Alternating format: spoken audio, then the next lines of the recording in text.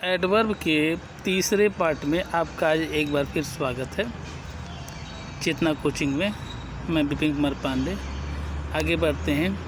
11वें number पर जो adverb होता है उसका नाम है इवन। इवन का मतलब होता है भी। इसके कुछ उदाहरण हम आपको दिखा रहे हैं। बहुत ज़रूरी है ये सब। एडवर्ब और प्रीपोजिशन सबसे कठिन होता है। इन पर जो बहुत ज़्यादा ध्यान देने की आवश्यकता है। जैसे उदाहरण के लिए, हर कोई समय पर आया।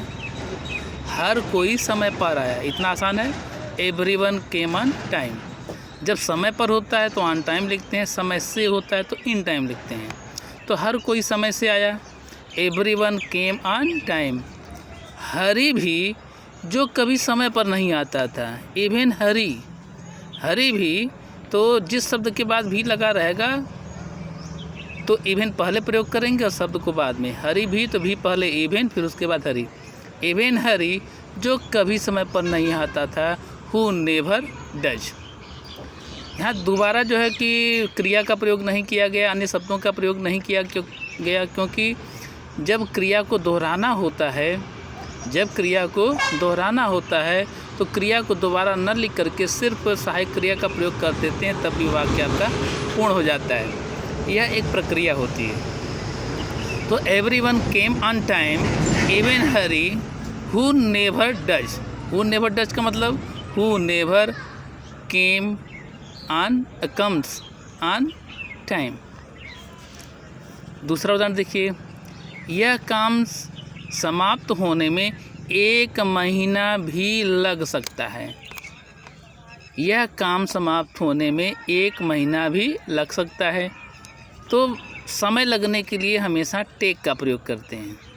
समय लगने के लिए किसका प्रयोग करते हैं? टेक का। और भी के लिए किसका प्रयोग करेंगे? इवन का। तो यह काम समाप्त होने में 1 महीना भी लग सकता है। This job can even take 1 month to finish. To finish का मतलब समाप्त होने में, समाप्त करने में। आगे है, तुम हवाई जहाज़ से जाओगे तब भी वहाँ समय पर नहीं पहुँचोगे।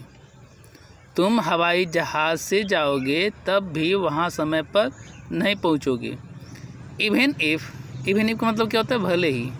आप हिंदी में लगा सकते हैं पहले, भले ही तुम हवाई जहाज़ से जाओगे तब भी वहाँ समय पर नहीं पहुँच पाओगे। दोनों वाक्य देखिए,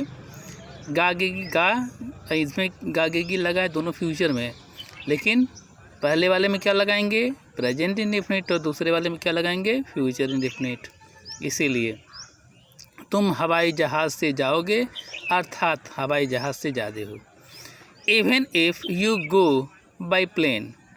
even if you go by plane. यात्रा के साधन के पहले बाई का प्रयोग होता है और बीच में कोई आर्टिकल नहीं लगता। Even if you go by plane, तब भी के लिए क्या लगाते हैं? Comma. You will not get मतलब पहुँचना, अराइव भी लगा सकते हैं। गेट देयर या अराइव देयर ऑन टाइम, समय पर है इसलिए ऑन टाइम। आगे, हम जो कुछ कर सकते थे वह सब हमने किया, फिर भी वे असफल रहे। 3 वाक्य इसमें जुड़े हुए हैं। हम जो कुछ कर सकते थे, we did everything we could. We did हमने किया, एवरीथिंग सब कुछ किया, वी कुड जो हम कर सकते थे। बट इवन सो, बट मतलब लेकिन, इवन सो मतलब अंडरलाइन किए देखिए, फिर भी, वी फेल्ड। सारी ऊपर वे है तो यहाँ पर क्या होगा? वी नहीं होगा, यहाँ पर क्या होगा? They failed. आगे, कल का दिन आज से भी ज़्यादा ठंडा होगा।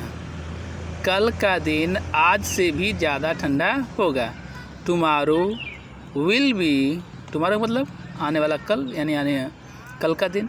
विल बी इवन कोल्डर, अधिक ज़्यादा ठंडा। Even colder than today.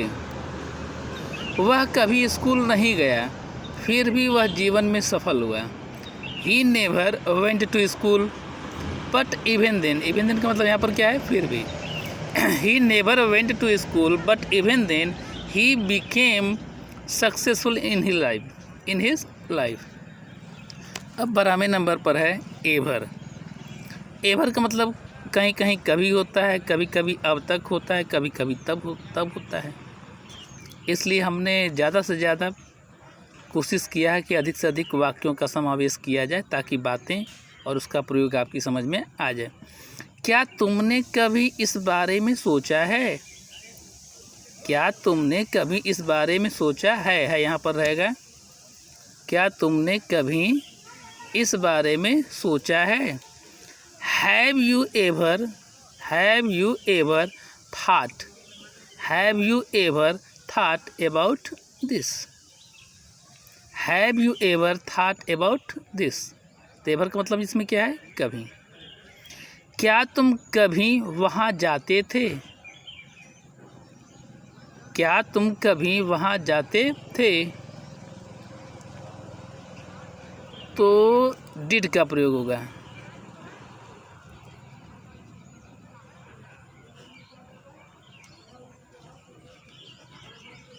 Did का प्रयोग है। Did you ever go there? Did you ever go there? Did you ever go there? अगला वाक्य देखिए। वह अपनी माँ को सप्ताह में एक बार फ़ोन करना कभी नहीं भूलता। तो फ़ोन करने की अंग्रेजी रिंग होती है। वह अपनी माँ को सप्ताह में एक बार फ़ोन करना कभी नहीं भूलता भी कह सकते हैं। He never ever forgets to ring his mother once a week। once a week का मतलब हफ्ते में एक बार। once a week हफ्ते में एक बार। आगे है, मेरे द्वारा अब तक पढ़ी हुई किताबों में यह सर्वश्रेष्ठ है। मेरे द्वारा अब तक पढ़ी हुई किताबों में यह सर्वश्रेष्ठ है। दिस इज़ द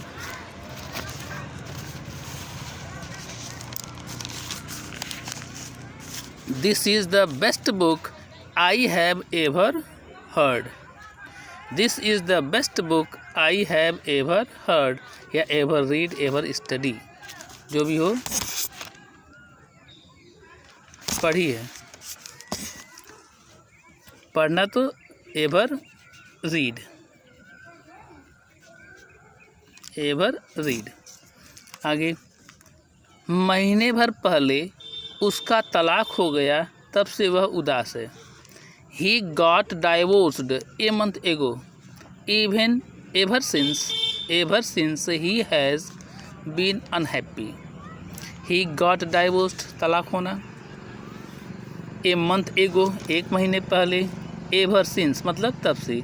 वह उदास है। He has been unhappy। उदास है मतलब उदास रहता है या उदास रहा है।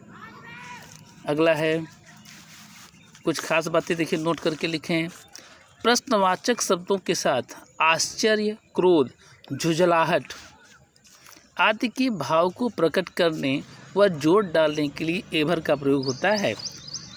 हिंदी में कोई कुछ उसके लिए अलग से नहीं लिखा होता। जैसे तुम अलमारी में क्या कर रहे हो? तुम अलमारी में क्या कर रहे हो? तो सिंपल है, थोड़ा एक्सप्रेशन बढ़ाकर करेंगे तो एवर प्रयोग कर देते हैं।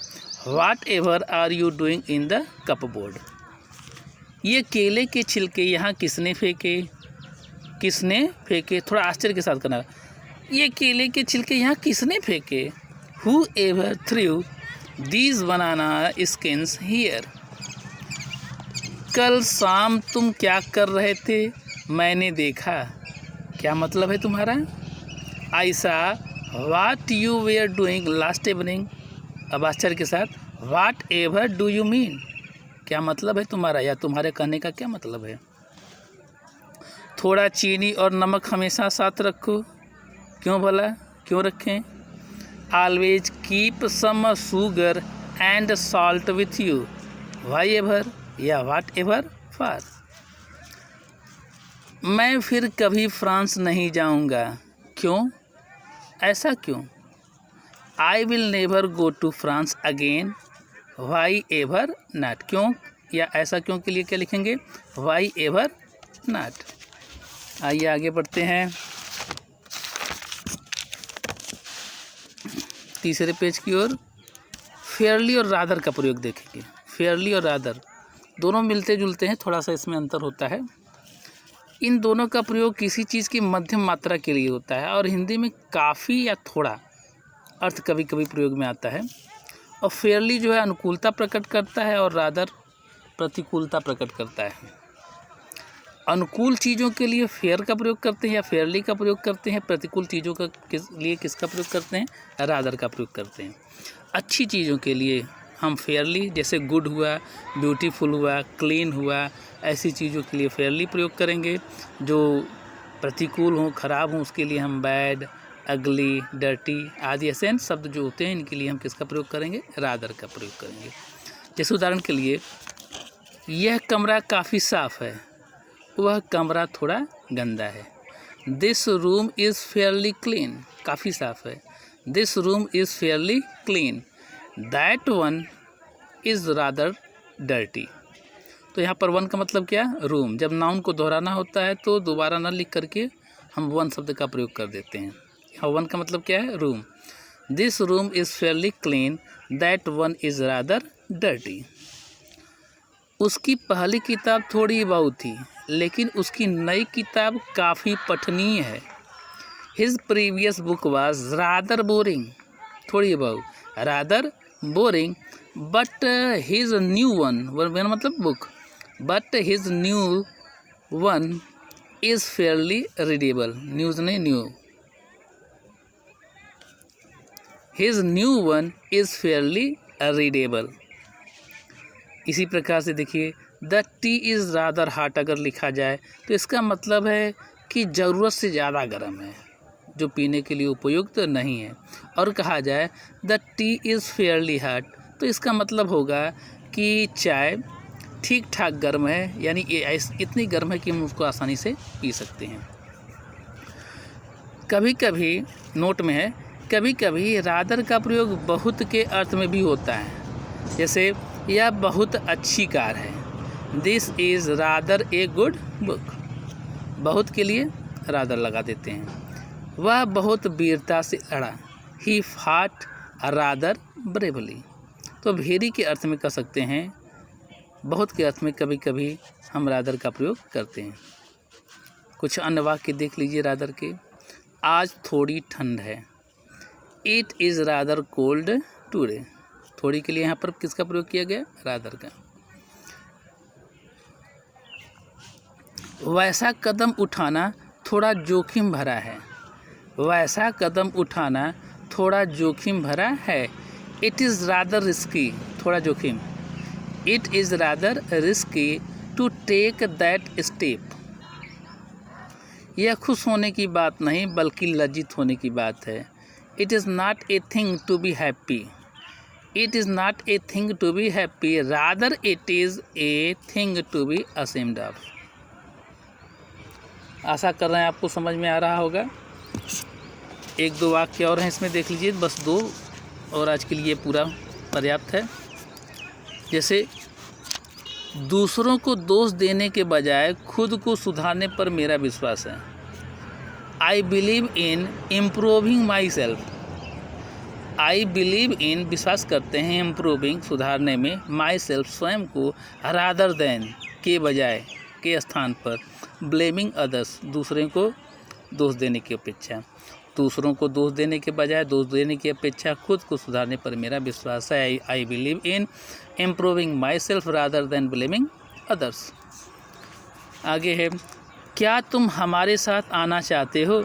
बिल्कुल। बिल्कुल के अर्थ में भी रादर का प्रयोग होता है। Would you like to come with us? Would you like to come with us? तो बिल्कुल के लिए क्या पद है, रादर। तो इसका मतलब हाँ, आना चाहते हैं। इसी तरह, इसी प्रकार से ये तीसरा पार्ट आज हम समाप्त करते हैं। चौथा पार्ट कल हम लोग पढ़ेंगे।